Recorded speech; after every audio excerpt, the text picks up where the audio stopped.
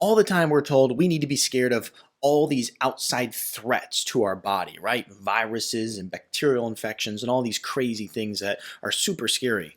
But the biggest threat and the biggest thing that we need to be afraid of is the one that's right in front of our eyes. In fact, it's the one that we're being told today that it's actually okay, and that's obesity. We're being told it's okay to be obese. We just saw from a video that I did a couple back, which I mean is honestly quite hilarious. We're being told that, health or obesity is the new wellness. It's the new health that's out there. In fact, it's not. And 60% of Americans are projected to be obese by 2030. And according to this article by the Epic Times, ultra processed foods offer convenience at the expense of our health and waistline. Okay.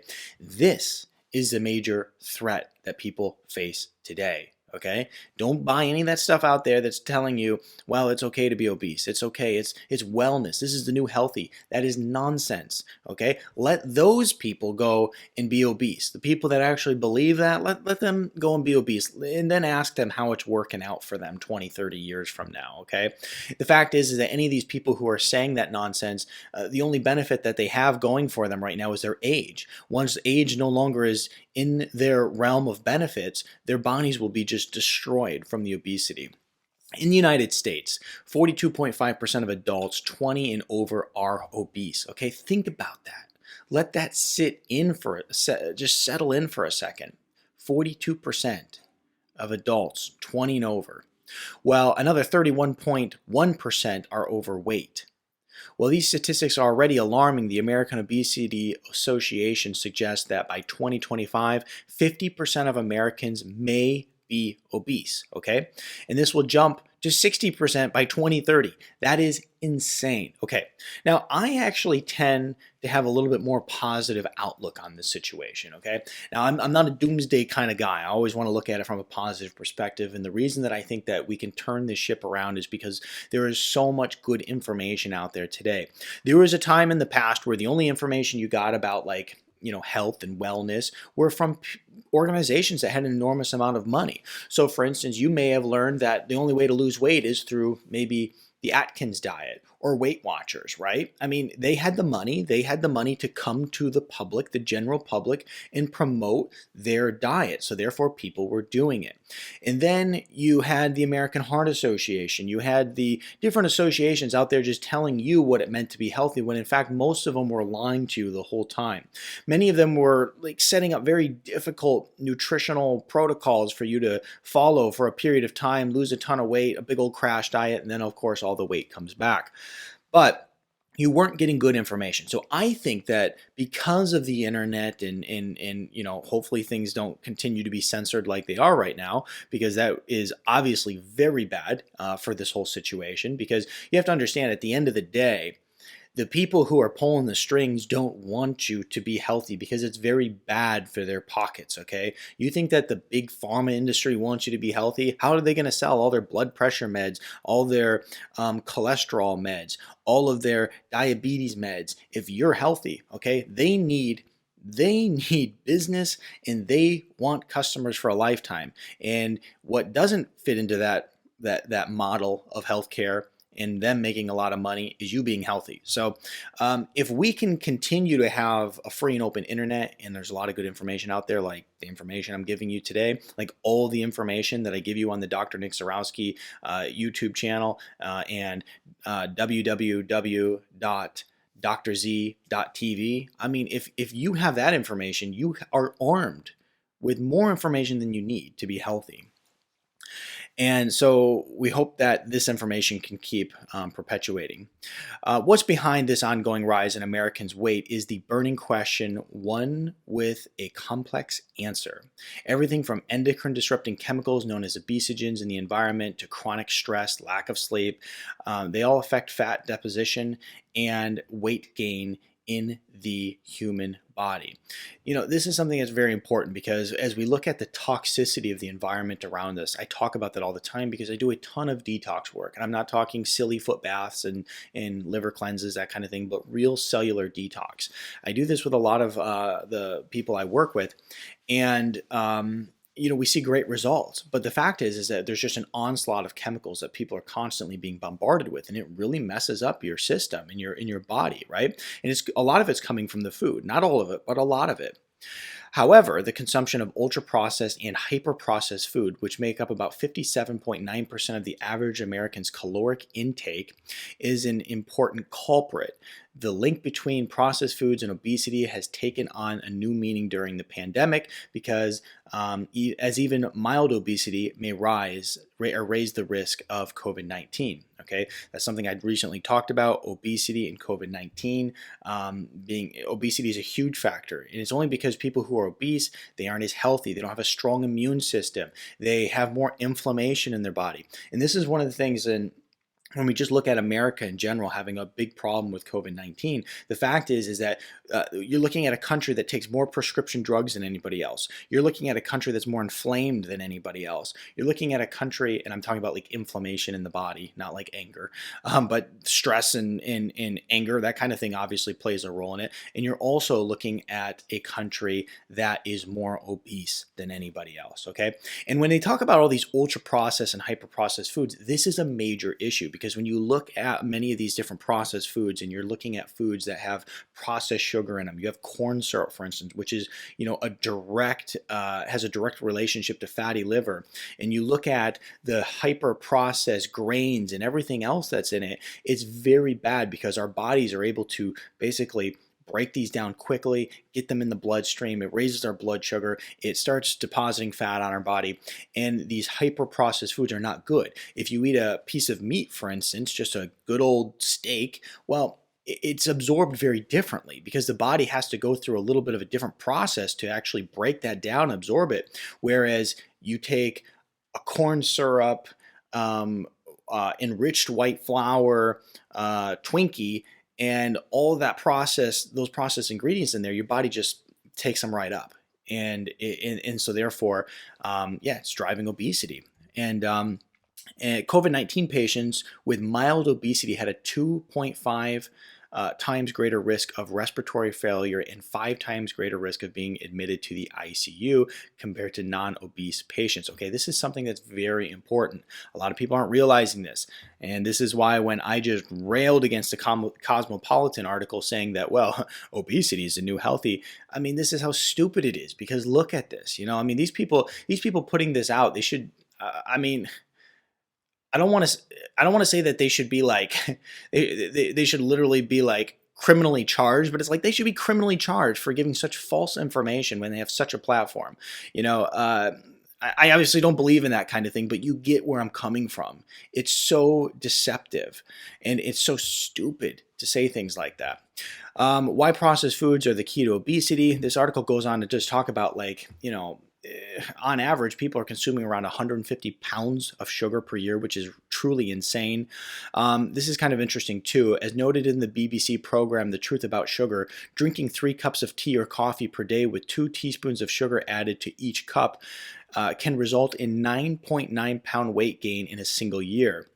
Now, here's the thing that's interesting about that is that most people don't not typically, just go and put on a ton of weight. I mean, there are the people that just literally go on a binge and they go and put 30 pounds on like that, right? But the fact is, for most people, it's like a couple pounds every year. So let's just say 10 pounds. Let's use the example they use, 10 pounds over the course of a year.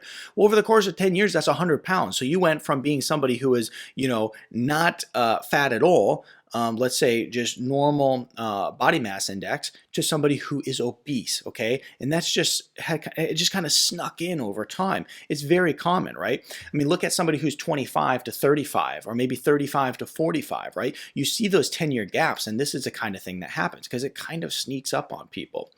And it's really crazy. Now, this article also talks about the problem with vegetable oils, right? All these hydrogenated vegetable oils that are driving inflammation in the body, causing a lot of different problems. One of the things I want to mention too, as we look at this whole conversation, is the fact that there's a lot of health risks associated with being obese. Okay, here's according to the CDC, which I don't typically look at as a credible source, but we're going to use them in this particular instance. All causes of death. Okay, here's the health consequences. consequences of obesity right at the top here. Um, all causes of death, as you can see, is literally related to every cause of death. High blood pressure, high LDL cholesterol, low HDL cholesterol is considered the good one, or high levels of triglycerides. Type 2 diabetes, we all know that. I'm going to throw one in here that's not in here. Fatty liver disease, major problem today. Coronary heart disease, stroke, gallbladder disease, osteoarthritis, sleep apnea and breathing problems. I mean, this is a major issue today. I mean, I swear it's like I hear about somebody new having sleep apnea every single week. One of my people that I see, one of my patients. Many types of cancers, low quality of life, mental illness such as clinical depression, anxiety, and other mental disorders. Okay, so it's even messing with your mentality, your outlook of the world, and then, of course, body pain and difficulty during physical function. Okay, and this is very common. I mean, when you are carrying around an extra 50 pounds on every step you take, you are wearing your joints down, you're wearing your low back down, your knees down, your hips down. You are destroying your body, no doubt about it. Okay, as we go on to this article, it really just talks about the horrible diet, things such as the toxic industrial processed seed oils, the refined flours, the refined added sugars, the trans fats. I mean, these are all things that are really killing people. Long-term consumption of seed oils sets off obesity cascade, okay? When you have the inflammatory markers and you have these omega-6 fats just literally skyrocketing in people's bodies, it's causing a serious, serious problem for them. It's causing an enormous amount of inflammation. It's causing their brain not to work right. It's causing their mitochondria not to work right. I mean, it's creating a lot of free radicals in the body. I mean, the list goes on and on. And so, even insulin resistance. I talked about this one time. Fats that cause insulin resistance. I did a whole video on it. Insulin resistance is also associated with the consumption of these really bad hydrogenated and partially hydrogenated fats, okay? And this is why when so many people go and take an omega-3, right? We hear all the time, take your omega-3, take your omega-3. The reason that taking an omega-3 makes you feel so much better and it makes your brain start to work is because so many people are omega-6 dominant because they're eating all these bad oils. They're consuming tons of foods with these bad oils in them. So all of a sudden you take some omega-3, it starts to balance out this omega-6 omega-3 ratio in the body, which it needs to be balanced, right? We need to have roughly about a 4-to-1 ratio of these, 6-to-3. 4-to-1 ratio in the body. Most people are like 20-to-1, 20-to-2 ratio. And so when you start taking, and that omega-6 is super high, when you start taking that omega-3, all of a sudden, I start to feel a little bit better. My brain works. Refined sugars and grains are driving obesity. Of course, we know this, okay? And the other thing that I want to mention here is just the COVID-19 issue, okay? There are some officials, especially overseas, I'm in the United States, overseas in London, some of these other places are saying, hey, look, junk food's a real problem. Now in America, they don't tell you to do anything. They're literally they tell you, put your feet up, sit back, and wait for your vaccine like a good boy or girl, okay? Don't worry about exercising, not important. We close the gym, so you don't have to worry about that. Don't worry about eating healthy. Don't worry about doing anything like, taking vitamin D, which is probably going to be one of the biggest factors on whether or not you have inflammatory issues in the body beyond obesity, and probably one of the biggest factors as to whether or not your immune system can fight this thing off. Don't worry about that, though. I mean, you can see how dishonest this conversation has gotten, like disgustingly dishonest. National Institute of Health, where were you? Basically, blocking and not telling all the people out there of the things that they could do in order to basically protect themselves from COVID-19. Instead, they said, like I said, put your feet up and wait for your vaccine. We have way too much money invested in this for this to fail. You need it. So these are the things we have to consider, okay? And these are the things that are very important when it comes to taking your health seriously. This is a major issue. You don't want to be sleeping on obesity. You don't want to sleep on being overweight. You want to make sure you're taking care of these things. Some of the things that you can do, top steps to lose some weight. Okay, first I'm going to throw one in there. You can do things like intermittent fasting. It's so easy. It's so easy to do. Fast for 16 hours. Eat all your meals within an 8-hour period. If you don't understand that concept, go to my other YouTube channel, Dr. Nick Zarowski. I'll link it up at the end of this video. Go there, and I have like a whole playlist of videos on how you could start intermittent fasting. The other thing that you could do is you could cycle in and out of the ketogenic diet. This is a low carb, high fat, moderate protein diet. You could do that. And you know what?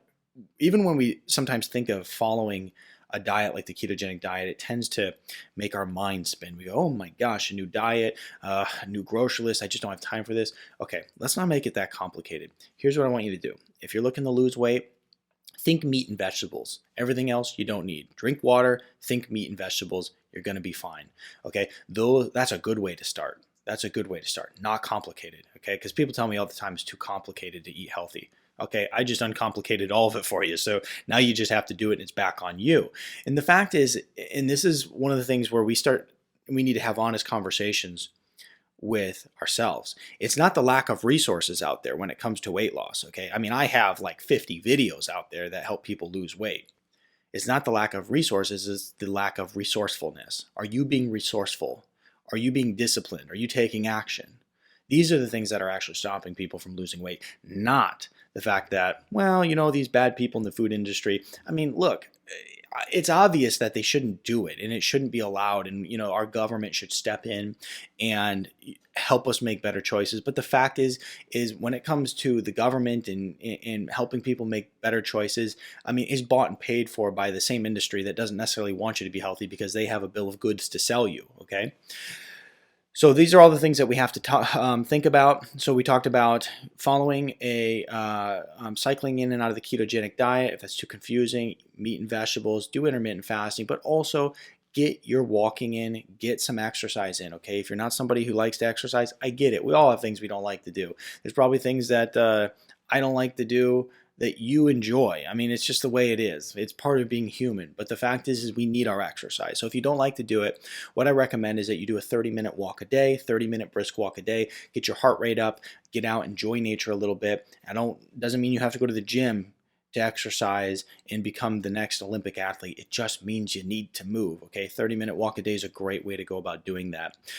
Please share this video with your friends. Help me get the message out. Put your thoughts in the comments below. I appreciate it. Don't forget to subscribe to the channel and hit the notification bell because the fact is the subscribes don't hardly mean anything on YouTube anymore. You got to hit that notification bell. And you also, if you want to help me get this video out, put some comments down below and give this video a thumbs up and share it with your friends. I'd appreciate it. Now check out some other videos on the channel.